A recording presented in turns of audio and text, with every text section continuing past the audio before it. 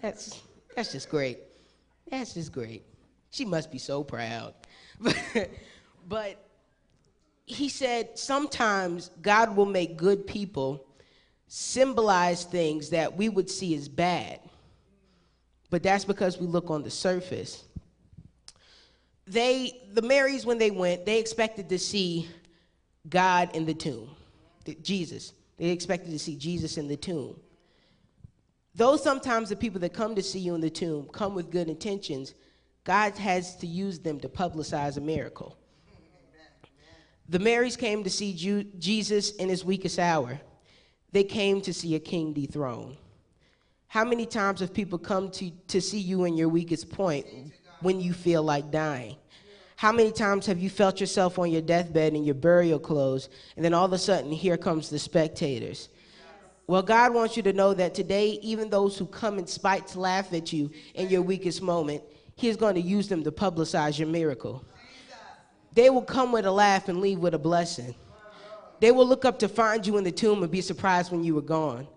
They will tremble at the sight of the angel that tells them that you have risen to move forward in your purpose. But to make it out, we have to roll back the stone. The stone can represent anything from fear to little faith. But the stone is the thing that affects us most in life. Now, inside of a tomb with a stone, it is completely dark. So what I need right now, I know we've been put in the dark a lot, but I got to put us in the tomb.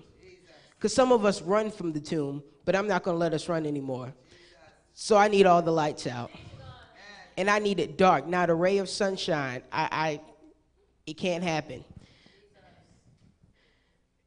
You're in the tomb alone. It's completely silent. You hear nothing. You see nothing. As you lay, Corey, get the other blanket. As you lay, you see nothing because it was custom that if you were in a tomb, that there was something put over your face to obstruct your vision, because you don't need to see when you're dead. So you're searching for your purpose, feeling around for a lifeline. You're in the tomb now. The stillness in the air is not one of peace. It's one that you reflect on everything you've done in your life. There is one voice in the tomb, and that's everything that you've done wrong. You know you're never making it out of this tomb. You doubted too much. You feared too much. You lied too much. You cheated too much. You danced too much. You fornicated too much. And yet, you can't speak for yourself because now you think that it's the end. Can we turn on one of the lights? But it's good because as we roll back the stone, and as we see in the story, he started to take off some clothes. He took off some things that were some afflictions. And he didn't throw them down and run. He took them all off. He felt a little lighter after he took them off. But he didn't just leave them there and run. He took the time and he took every one of his afflictions, looked it in the face, and said, I'm going to leave this folded. And with this last fold, he closed the book on his affliction. He took his second affliction. Because how many know that we have more than one? Amen. He said, I'm going to analyze this affliction as I fold it. And he folded it over. And he closed the book on it.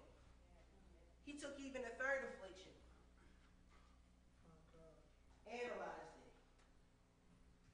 Analyzed his work. And I can imagine him stacking them all on top of each other.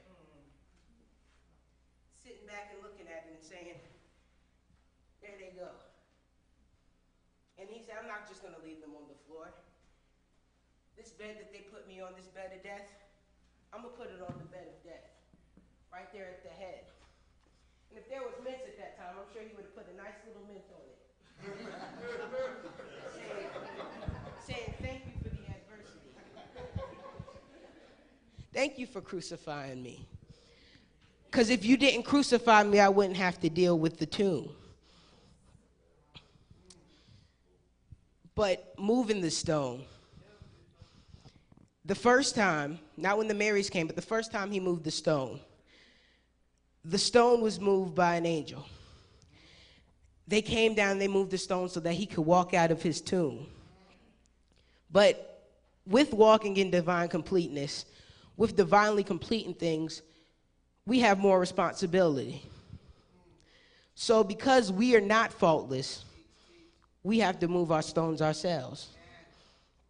Those heavy things that we choose to carry only make this stone heavier to push. We have to push the stone with all of our strength. And sometimes that'll leave us strengthless.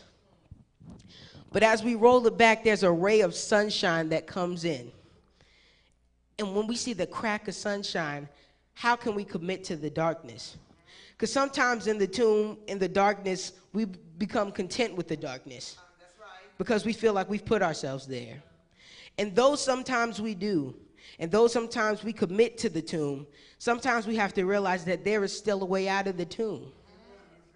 Because if we were made in his image, and he could make it out of the tomb, why can't we?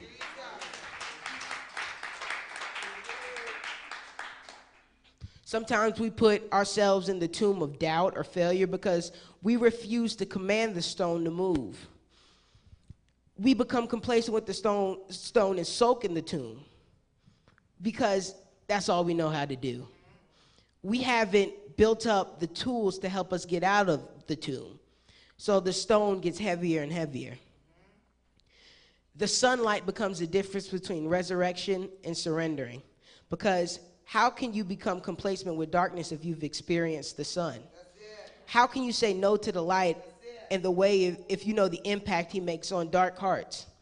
The stone holds us back from what we got to do, and it keeps us wrestling with our afflictions, AKA our burial clothes. After a while, we get tired in the tomb and get ready to give up. But how many people are glad that there's 3 people in the tomb, and the third person is in our corner? How many people know that in the midst of your tomb experience, God is still present? Yes. How many people know that as you wrestle with your affliction in the tomb, that God is there with you working it out? How many people know that there is light in the darkness? Yes. That's the beauty of the tomb, is that before the stones moves, it's a battle, and we have an unfair advantage, which leads us to an easy win. But when the stone cracks and we can see the sunshine and the outside is clear, the question is, will you be able to neatly fold your afflictions and leave it in the tomb? So many times we take it off, but as we walk out the tomb, we look back and realize that's all we know about ourselves because we struggle to find ourselves. So if we don't find ourselves, we'll find ourselves as we walk it out. Let me just pick up something that's similar. Let me just walk with this piece of burial clothes because if I don't, I lose myself or what I think that I am. But Jesus was able to leave it and walk out and look back and say, I'm leaving it in the tomb so that I can move on. How many people can say they could do that? Just leave everything that they know about themselves, everything that they've done, their past in the tomb. Because when you leave the tomb, don't leave the stone open. Because just like we can walk out, so can our afflictions. So we close the stone back. But can we close the stone back knowing that our past and what we know about ourselves is on the inside of the tomb? Will we reopen the tomb? Will we use the strength that we're supposed to be using to walk forward in life to reopen the tomb and go get ourselves or what we think ourselves to be? And he didn't leave it there folded so that, he could look tidy. He left it for you to admire. He left his afflictions folded for you to look at and say, wow, I think I got it hard. Those are some heavy clothes. Because the clothes that we wear